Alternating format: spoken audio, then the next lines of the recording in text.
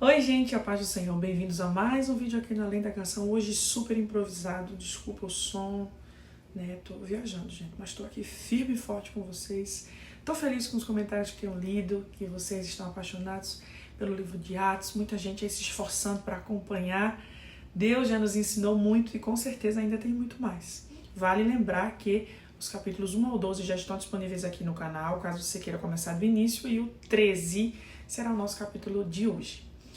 Vamos então para os assuntos abordados, caso você já tenha lido, né? São então mencionados a primeira viagem missionária de Paulo e Barnabé, a missão em Chipre, né? E o testemunho de Paulo em Antioquia. É um capítulo extenso, principalmente porque ele detalha o discurso, né, o sermão de Paulo em Antioquia.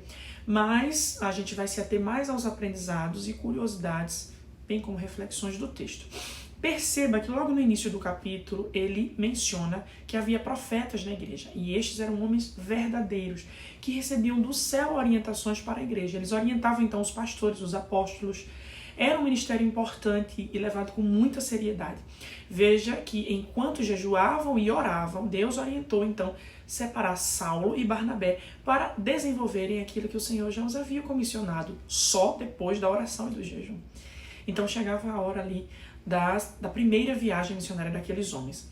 O jejum e a oração eram práticas presentes na igreja primitiva e devem ser na minha e na sua vida. O jejum, meus irmãos, ele não deve ser feito apenas para a gente conseguir algo da parte de Deus. O jejum, ele é para que a gente possa se abster de alimentos e outras distrações e, por um tempo, né, e então focarmos, nos concentrarmos naquilo que precisamos que o Senhor trabalhe em nós, ou naquilo que Ele quer nos direcionar. Jejum é consagrar-se ao Senhor com total foco nas coisas espirituais. E eu aconselho fortemente que você pratique, dentro das suas possibilidades. Não precisa ser necessariamente de um dia inteiro, se o seu corpo não suporta. Quando a gente era criança, por exemplo, a nossa mãe nos ensinava a nos consagrar por algumas horas. A gente acordava cedo, a gente não bebia água, não comia, mas orávamos, líamos a Bíblia e cantávamos por cerca de 2 a 3 horas. A gente fazia isso com tranquilidade, mesmo que crianças. Então, faça como você puder, por algumas horas, por metade do dia, desde que seja com sinceridade, com certeza vai ter um efeito muito grande na sua alma e no seu coração. E aí é narrada as primeiras cidades que Paulo e Barnabé visitaram levando a palavra de Deus. Eu não vou me ater a detalhes aqui, mas inclusive fica a sugestão. Quando eu era adolescente e eu terminei de ler o livro de Atos pela primeira vez, eu desenhei o mapa das viagens paulinas. Eu copiei os desenhos de bíblias que eu vi na época, não tinha internet, gente, na época. Mas eu amei, eu fiz os desenhos, eu colori, eu sabia a ordem bem certinho das cidades. Hoje eu confesso que eu não tenho mais a ordem das cidades na cabeça, talvez eu mesmo precise revisitar essa ideia, mas fica a sugestão quando você terminar de ler o livro de Atos, outras viagens virão, então você pode fazer um desenho aí, é um outro tipo de devocional. Em uma dessas cidades, em Pafos, um homem chamado Bar Jesus era um falso profeta e enganava muitas pessoas com magia. Lá nessa cidade também, um homem importante da corte romana chamado Sérgio Paulo, um procônsul, que era uma espécie de governador da província, ele desejou ouvir a palavra de Deus e chamou Barnabé e Saulo. Mas aí o Elimas, que é um Bar Jesus, tentava afastar aquele homem da fé. Por causa disso, Paulo, cheio do Espírito Santo, repreendeu, tem uns foguinhos aqui, gente, e profetizou sobre a vida dele cegueira por algum tempo. O sinal serviu para que Sérgio Paulo tivesse ainda mais certeza de que Deus era na vida daqueles homens. E ele creu e aceitou a fé em Jesus. Então temos aqui mais um gentio que aceita a Jesus. E aí eu quero até dar um detalhe, foi até mencionado num dos vídeos que eu estava chamando Paulo, Saulo, Paulo, Paulo, Saulo. Vamos lá, o verso 9 menciona os 2 nomes de Paulo, né? Saulo e Paulo. Era comum as pessoas terem 2 nomes naquela época. E Saulo adotou Paulo como seu nome, principalmente na sua missão entre os gentios, ou seja, entre os seus irmãos judeus. Normalmente era Saulo, e entre os gentios ele adotou o nome romano, Paulo. Saulo significa Saul, que como sabemos foi um grande rei de Israel. Paulo significa aquele que é de pequena estatura, de espírito humilde. A transformação de Paulo podia ser vista até no modo como ele escolheu ser chamado, né? De espírito humilde, pequeno. Então, o texto faz uma menção sobre a volta de João Marcos a Jerusalém. Não há muitos detalhes né, nesse capítulo sobre o que houve, mas houve uma desavença, um desentendimento entre João Marcos e Paulo. O capítulo 15, que a gente vai ler mais pra frente, menciona também rapidamente o fato.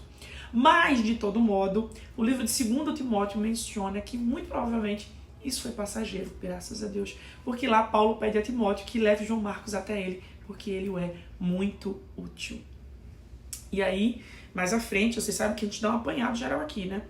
O capítulo segue narrando mais detalhes sobre essas movimentações dos missionários, né? E até que chegam a Antioquia da Psídia. E lá entram na sinagoga. Primeiro sentam para ouvir a palavra de Deus, mas era um costume chamar alguém para trazer uma palavra à congregação. E eles abrem essa oportunidade a Barnabé e a Saulo, a Paulo, né? Paulo, então, fica em pé diante da congregação. Era normal, os rabinos leem a palavra sentados, mas ele quer ser ouvido pela maioria dos que estão ali, ou por todos. E ele traz um sermão muito poderoso, como nós vemos, né, um sermão em detalhes, até parecido com o de Pedro, com o de Estevão. Ele menciona toda a trajetória de Israel. E, enfim, sem muitos detalhes, você vê que ele cita a história, né? Cita palavras ditas por Davi, outras referências ditas por profetas e durante a história sobre a vinda do Messias. Ele está trazendo a história mais uma vez para mostrar, olha, foi nos avisado que ele viria. Os versos 16 ao 41 detalham essa pregação de Paulo e ao final ele fala que Jesus cumpriu toda a lei e que todos podem ter seus pecados perdoados se crerem em Jesus. E aí ele traz esse sermão poderoso e as pessoas ficam impressionadas e pedem para que ele volte no próximo sábado para pregar as mesmas palavras. Eles voltam no sábado seguinte à sinagoga e ela está lotada, se encheu para ouvi-los, né? E aí alguns judeus que eram contra Jesus se enchem de inveja e blasfemam e contradizem as palavras que Paulo pregava, mas ele foi ousado e afirmou, inclusive, que os judeus deveriam ser luz para os gentios. Através dos judeus, o mundo conheceria o Salvador. Mas como eles o rejeitaram, Paulo pregaria aos gentios, então. De fato, muitos creram e aceitaram a fé. Toda a região recebeu a palavra de Deus.